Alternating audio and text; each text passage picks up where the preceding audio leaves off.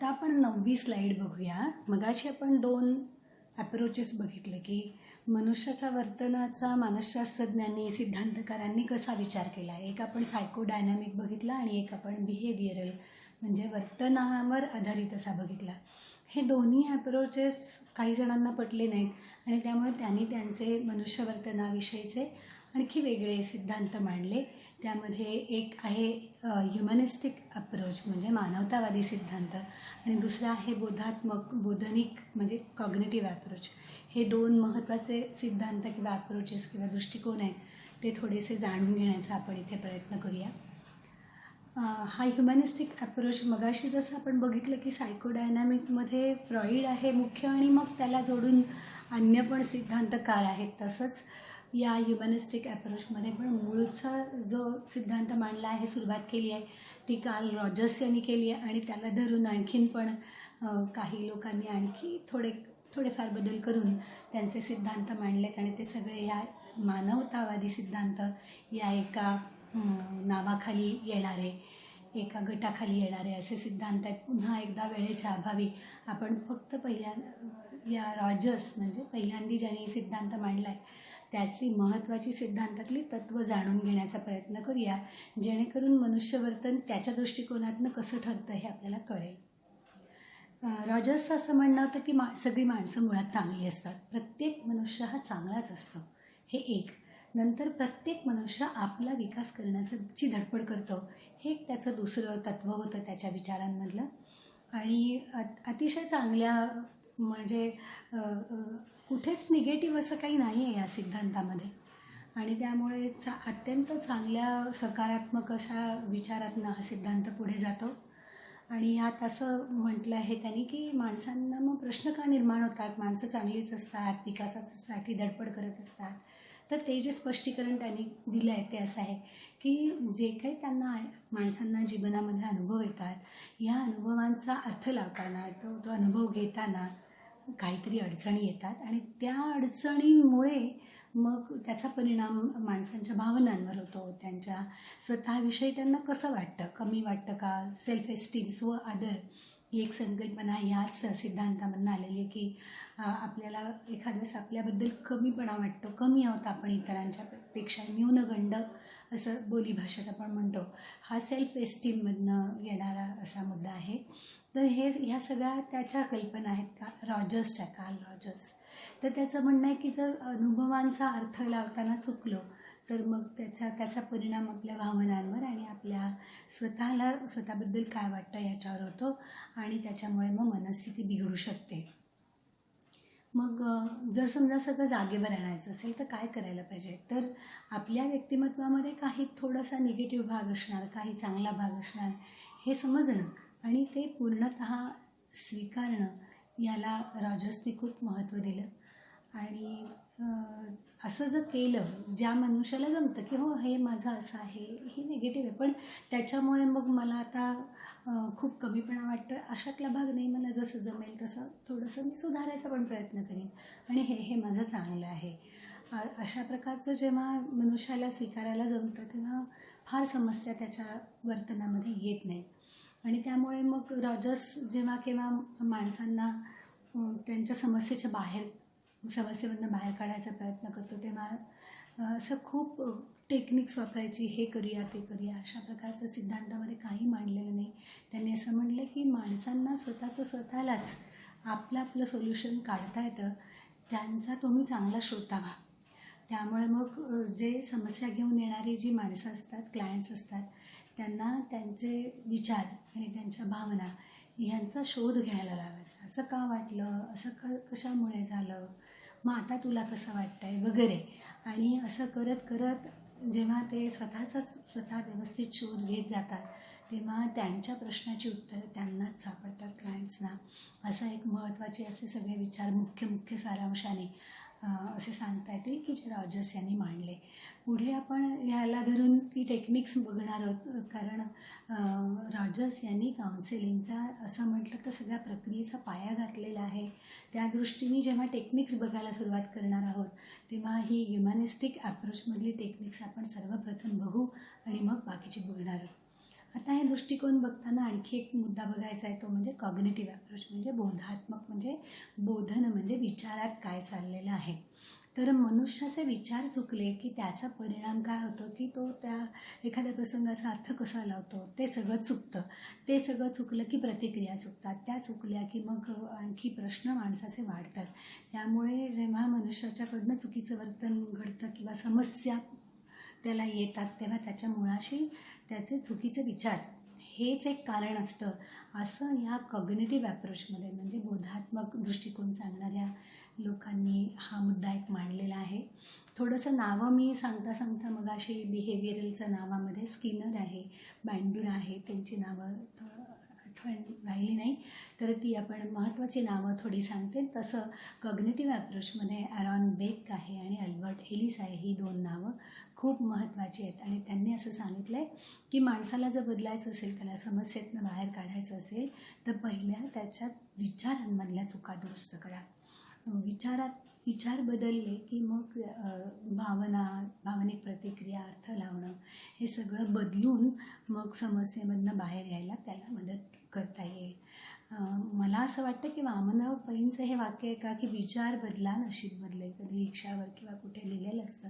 तर ते जे वाक्य आहे त्याच्यामध्ये हाच एक मेसेज आपल्याला दिलेला आहे, संदेश, की विचार हे आपल्या सगळा आपण आयुष्याचा अर्थ कसा लावतो याच्या मुळाशी आहे. त्यामुळे विचारांना खूप महत्त्व आहे. या कॉग्निटिव्ह अप्रोचवर आधारित देखील काही टेक्निक्स आपण नंतर पुढे पाहणार आहोत.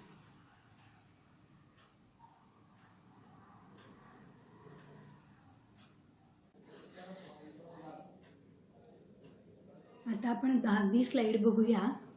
या स्लाईडमध्ये ह्युमॅनिस्टिक अप्रोच म्हणजे मानवतावादी सिद्धांतावर आधारित किंवा मानवतावादी दृष्टिकोनावर आधारित महत्त्वाची जी तंत्र सांगितली आहेत त्याची आपण ओळख करून घेऊया. यामध्ये 3 मुद्दे आपण पाहणार आहोत: एम्पॅथिक अंडरस्टँडिंग, अनकंडिशनल पॉझिटिव्ह रिगार्ड आणि जेन्युइननेस.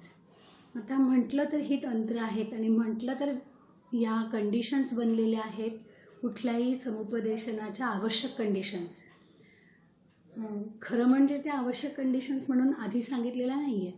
मानवतावादी सिद्धांतातनं राजसनी ही तंत्र सांगितली आहेत की ही असली हे जर समुपदेशकाने वापरलं तर होईल काय की तो त्याची समस्या समजून घ्यायला क्लायंटची जास्त चांगल्या पद्धतीने तयार असेल, समस्या जास्त चांगली समजून घेतली जाईल, स्वतः काउन्सिलरला सुद्धा समजेल आणि क्लायंटला सुद्धा चांगली इन्साईट त्याच्या समस्येमध्ये यायला ह्याच्यामुळे मदत होईल.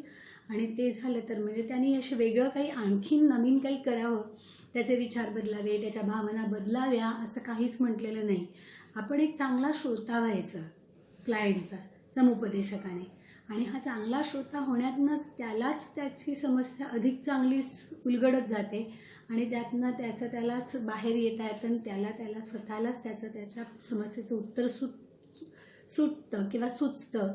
ही मूळची कल्पना त्याच्या मागची आहे. आता हे जे 3 मुद्दे आहेत त्यातला एम्पॅथिक अंडरस्टँडिंग मागे आपण एकदा बघितलेलं आहे की क्लायंटच्या दृष्टिकोनातनं त्याची समस्या समजून घेता आली पाहिजे. तर कधी कधी क्लायंट्स लहान असतात वयाने, कधीतरी असमज असतात, कमी समज, परिपक्वता कमी असते, किंवा कधीतरी खूप मोठे पण असतात आणि आपण लहान म्हणजे समुपदेशक लहान असतात. तर त्या क्लायंटच्या भूमिकेमध्ये आपल्याला जायला पाहिजे वयानुसार, त्याच्या पार्श्वभूमीनुसार, आणि मग त्याला जसं वाटते आहे ती जी त्याची समस्या आहे, त्याला ज्या भावना अनुभवायला येतात, त्याला जो त्रास होतो आहे, हे सगळं मनातलं समजून घेण्यासाठी काउन्सिलरली एकदम तयार असायला पाहिजे समुपदेशकाने.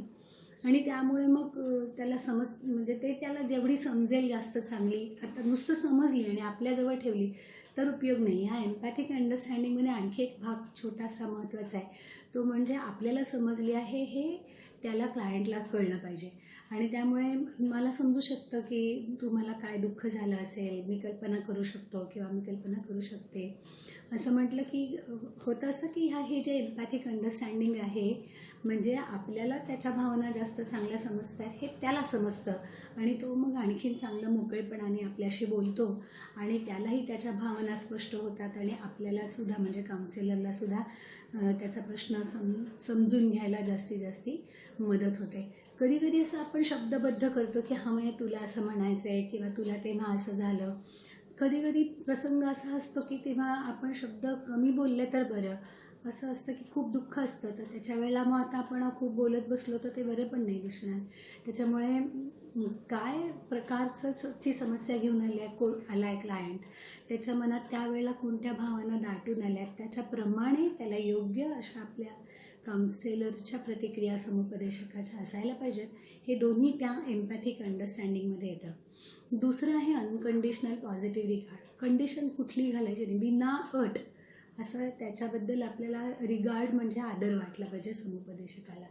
आता समोरचा क्लायंट जर समजा शिकलेला आहे, अधिक फार काही त्याला प्रश्न नाही आहे, समजूतदार आहे, त्याला असं भयंकर अवघड असं काही अपरिपक्व आहे तो असं नाही आहे, तर मग मला हा क्लायंट आवडेल आणि मग मी त्याला जास्त चांगलं समजून घेईन आणि मग मी त्याला आदर दाखवेन. असं नाही आहे. सर्व प्रकारचे क्लायंट्स आपल्या समोर येतात. कधी कधी ते अपरिपक्व असतात, इमॅच्युअर असतात, कधी कधी त्यांच्या भावना चुकीच्या पण असतात, निगेटिव्ह असतात, ते चुकीचं वागलेले असतात. तर ते जे काय जसं काय असेल तसं चांगलं असो, वाईट असो, गुण असो, दोष असो, त्यांना पूर्णतः स्वीकारायचं आणि त्यांच्यावर प्रेम करायचं. हे अतिशय महत्त्वाचा असा हा एक भाग आहे आणि जो या अनकंडिशनल पॉझिटिव्ह रिगार्डमध्ये अपेक्षित आहे. कारण ह्या संबंध सिद्धांतामध्ये हे महत्त्वाचं मानलेलं आहे की क्लायंट हा मुळातून चांगला असतो आणि त्याला एक स्वतंत्र त्याचं व्यक्तिमत्व आहे आणि म्हणून मग ज्या काय त्याच्या भावना आल्या आहेत, जे काय त्याचे अनुभव आहेत, जे काय त्याचे प्रसंग आहेत ते त्याचे आहेत, त्याच्या स्वतःच्या त्या भावना आहेत हे लक्षात घ्यायचं आणि पुढे चालायचं. जेन्युइननेस हा तिसरा अजून एक मुद्दा आहे. त्याच्यामध्ये समुपदेशकाची सच्चाई, सचोटी ही महत्त्वाची आहे. म्हणजे आतमध्ये एक आणि बाहेर एक, गोड बोलायचं, थोडं वरवर नाटकी अशा प्रकारचं अजिबात असता कामा नये असं रॉजर्सनी सांगितलेलं आहे की समुपदेशन करताना पूर्णतः सचोटीने हे काम करायचं आहे. मनात एक आणि बाहेर दुसरं, नाटकीपणाने बोलायचं, खोटं गोड बोलायचं हे अजिबात असता कामा नये. आत एक बाहेर एक, सगळं पूर्णपणे पारदर्शी आणि सारखं आणि सच्चाईचं असलं पाहिजे. हे 3 महत्त्वाचे मुद्दे या स्लाईडमध्ये आपण पाहिले. सॉरी. आता आपण स्लाईड 11 बघूया.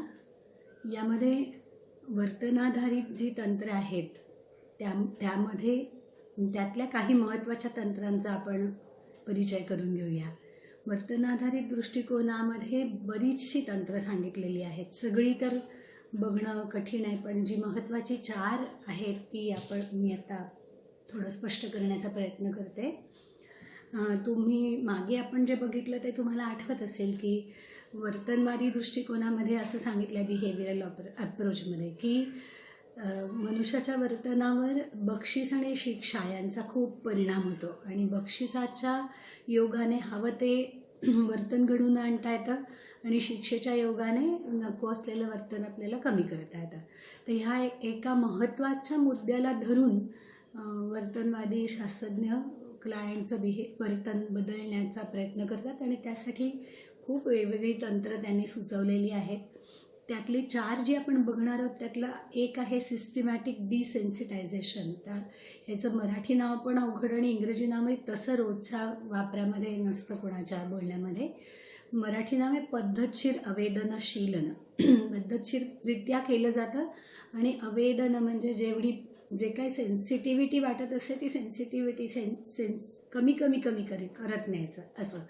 तर हे जे तंत्र आहे हे फोबियासाठी म्हणजे भीती विकृतीसाठी, अतिभयंकर प्रमाणातली चिंता असेल तर त्यासाठी असं वापरतात. हे वापरत असताना काय काय करतात तर 3 स्टेप्स त्याच्या महत्त्वाच्या आहेत. एक आहे सगळ्यात पहिलं म्हणजे त्याला थोडा वेळ लागतो सुरुवातीला, पण क्लायंटला हातामध्ये आलं पाहिजे की आता तू रिलॅक्स व्हायचं आहेस असं म्हटलं की त्याला रिलॅक्स व्हायला जमलं पाहिजे. इथपर्यंत त्याला असं कंट्रोल येईल स्वतःच्या रिलॅक्सेशनवर. इथेपर्यंत पहिलं त्याला रिलॅक्सेशन टेक्निक्सच शिकवायचे आणि त्याच्यानंतर मग सायमल्टेनियसली असेल, आधीच्या सत्रांमध्ये असेल, पण एक यादी करून घ्यायची की ज्या गोष्टीची भीती वाटते आहे त्या गोष्टींचा क्रम लावायचा. म्हणजे काय तर अतिशय कमी भीती वाटेपासून त्या एका गोष्टीची अमुक एका प्रसंगी भयंकर भीती वाटते, म्हणजे मी शक्यच नाही की मी त्याचा सामनाच करू शकत नाही असं क्लायंटला वाटतं, अगदी टोकाचं, तिथेपर्यंत अशी एक क्रमवारी लावायची. आणि ही क्रमवारी लावल्यानंतर मग पुढे कामाला लागायचं. एक उदाहरण बघूया की एखाद्या क्लायंटला पाण्याची खूप भीती वाटते, तर पाण्याचं चित्र बघून सुद्धा भीती वाटते का? नाही, पाण्याचं चित्र असेल तर एवढं नाही, पण तरी धडधडतं बुवा, थोडंसं त्रासच वाटतं. त्याच्यानंतर मग काय, बाथरूममध्ये एक पाऊल बुडेल एवढं पाणी आहे समजा, त्याची भीती वाटते का? हो, म्हणजे वाटते, पण थोडी वाटते. मग बाहेर गेलो आणि पाऊस आलाय जोराचा, तर गुडघाभर पाण्यातनं जायला लागते, तर किती वाटते? आणखी जास्ती वाटते. असं करत विहिरीची, तलावाची, समुद्राची असं आपल्याला अंदाज येतो. मग हे फक्त उदाहरण मी अंदाज येण्यासाठी सांगितलं की क्रम कसा लावता येईल, की हळूहळू त्याची सिव्हिरिटी कशी वाढत जाते.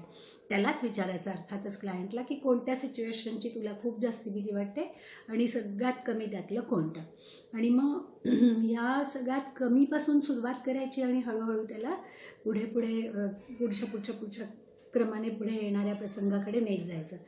आता हे करायचं म्हणजे काय, त्याच्यात सुद्धा 2 प्रकार आहेत. एकामध्ये त्याला फक्त कल्पना करायला सांगतात आणि तेच जास्ती वापरतात की कल्पना कर की तू आता एक पाण्याचं चित्र बघतो आहेस, त्याच्यामध्ये तुला कसं वाटतंय. तर ते पाण्याचं चित्र बघण्यानुसार त्याला पहिल्यांदा थोडंसं धडधडत असं पाण्याची भीतीच बसलेली आहे, पण मग त्याच वेळेला तुला स्वतःला रिलॅक्स ठेवायला शिकायचंयस किंवा ठेवायचंयस. तुला जमलं का? आत्ता नाही जमणार, त्याच्या पुढच्या वेळेला प्रॅक्टिस द्यायची की त्याने ते चित्रपट बघायचं आणि स्वतःला रिलॅक्स ठेवायला आलं पाहिजे. यश येईपर्यंत हे रिपीट करायचं. एकदा चित्राची भीती गेली की मग नेक्स्ट स्टेप, मग त्याच्यानंतर नेक्स्ट स्टेप. पण दरवेळी काय करायला पाहिजे आहे, तर दरवेळी तो स्वतः रिलॅक्स आहे ह्याची खात्री करायची. मग ह्याचा फायदा काय, तर त्याला कळतं आहे की ज्याला आपण भीत होतो त्याला आता प्रॅक्टिस केल्यामुळे आपल्याला ती भीती आपली कमी झाली आणि आपल्याला त्याचा सामना करायला जमत आहे, हे आपल्याला यश येतं आहे. आणि हे यश येतं आहे हे त्याला फायदा होणार आहे, त्याची भीती कमी होण्याच्या दृष्टीने. त्यालाच त्या यश येणं हे त्याला एक प्रकारचं बक्षीस आहे. त्याच्यानंतरचं एक टेक्निक बघूया, टोकन इकॉनॉमी. ह्याच्यामध्ये शाळेमध्ये खूप वापरतात मुलांना.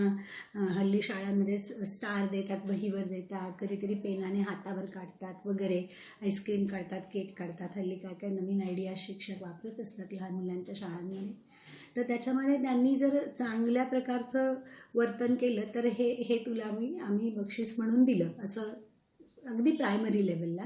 आणि थोडं मोठ्या प्रमाणावरती ही टोकन इकॉनॉमी वापरायची असेल तर क्लायंटनी काय प्रकारचं वर्तन करणं अपेक्षित आहे ते त्याला आधी स्पष्ट करून सांगतात आणि त्याने ते दिवसभरातनं किती वेळा केलं तर त्यानुसार त्याला टोकन म्हणून काहीतरी देतात. आणि ते जे टोकन असतं ते असं खुणेसारखं असतं, बिल्ला असेल किंवा आणखीन काय असेल, तर त्या टोकनचा एक्सचेंज म्हणून पुढे वापर करता येतो. म्हणजे समजा तुझे 5 बिल्ले साठले तर तुला आईस्क्रीम मिळेल, तिथपर्यंत नाही, पण 5 बिल्ले साठव. सो प्रत्यक्ष त्याला ते एक्सचेंज करता येतं, असं करून घेतात. तर हे पुण्यामध्ये सा नावाची स्किझोफ्रेनिया अवेअरनेस असोसिएशन ही संस्था आहे. तिथे बरेच पेशंट्स असतात, तर त्यांच्यासाठी असा फळा केलेला असतो आणि त्या फळ्यावर अशी त्यांची नावं लिहिलेली असतात 1 2 3 4 5, आणि कोणाला किती टोकन्स मिळाली, कोणी चांगलं वागलं, कोणी किती वेळा केलं, असं ते वाऱ्याप्रमाणे आठवड्याप्रमाणे असं लिहून ठेवलेलं असतं. आणि त्याचा फायदा मग उरलेल्या क्लायंट्सना, अरे ह्याचे एवढे झाले, माझे एवढे झाले, मी पण करीन, आणि त्याचा फायदा होतो आणि त्याच्याप्रमाणे ते आपल्या वर्तनामध्ये सुधारणा दाखवतात. त्याच्या पुढचा आहे कॉन्टिंजन्सी मॅनेजमेंट, ज्याच्यामध्ये थोडा टोकन इकॉनॉमी सारखाच भाग आहे, पण त्याच्यात अजून एक आहे की पेनल्टीचा पण वापर आहे.